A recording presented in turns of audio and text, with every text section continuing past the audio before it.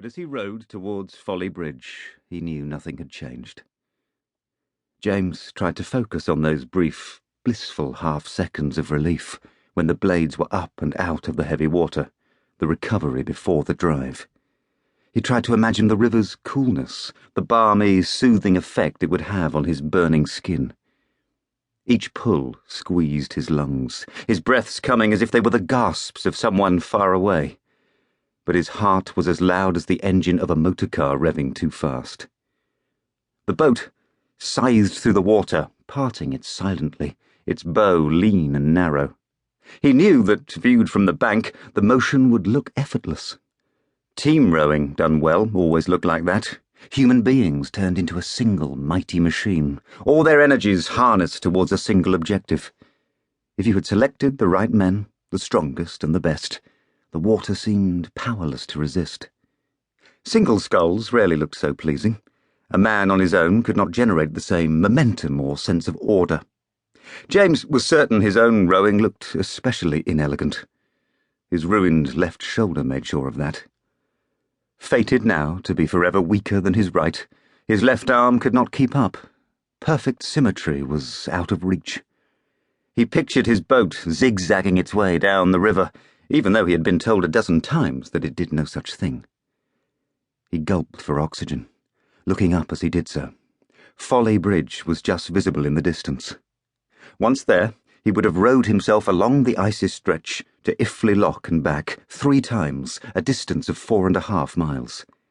His body was demanding to stop. He had already done his usual morning circuit, but he could not help thinking about the men. His own age or younger, in combat on the continent, or the pilots preparing to defend the skies over England, giving their all for what the new Prime Minister had warned would be a Battle of Britain. With each stroke, he contemplated how feeble were his exertions compared to theirs, how, if they could carry on doing their part, the least he could do. But now the perennial shoulder pain suddenly sharpened, as if something had splintered. He wondered if perhaps a shard of bone had cracked out of place. The agony was unspeakable. James firmed his jaw against the pain. In a bid to distract himself, he forced his mind to recall what he had heard on the wireless last night. The main news remained Britain's sinking of the French fleet in Algeria. Typical Churchill, that. Bold and brazen with it. Unlike that damn fool Chamberlain, Churchill understood there was no room for messing around, no time for niceties. Now that Paris had been conquered, France's ships would fall into German hands. Better they were destroyed altogether. Not that the French saw it that way. They were furious, the recriminations still rumbling on. His shoulder was sending shock waves of hurt through him now. He refused to listen. What had come next? The BBC generally tried to begin the broadcast with something positive to offset the bad news that was to follow. What pill was the discussion of the sinking of the French fleet meant to sweeten last night? The agony tugged at his nerves, but he refused to succumb. That was it. The Channel Islands. Sark had surrendered to the Nazis 2 days after Alderney. The Channel Islands were now entirely under German rule. The idea was shocking. He had never been there, but he had grown up on the English south coast, knowing that Jersey was just a ferry ride away. The people there spoke English. In just the last few weeks, the swastika had been raised over Norway, France, Belgium, Holland, and now a little corner of Britain. Hitler was getting closer.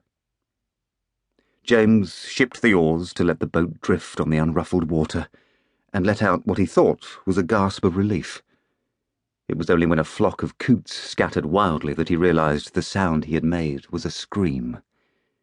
A man on the towpath opposite turned suddenly, and then, alarmed, walked briskly away.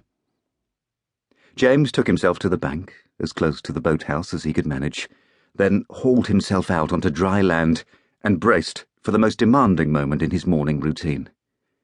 Bending low, he tugged at the loop of cord on the bow of the boat to bring the scull out of the water and onto his good shoulder. 1, 2, 3, and with a strain that made him want to howl, it was out and up. He staggered the few yards to the boathouse and dropped the scull into its rack. Then he stood for a few seconds, catching his breath, gazing up at the sky. The glorious cornflower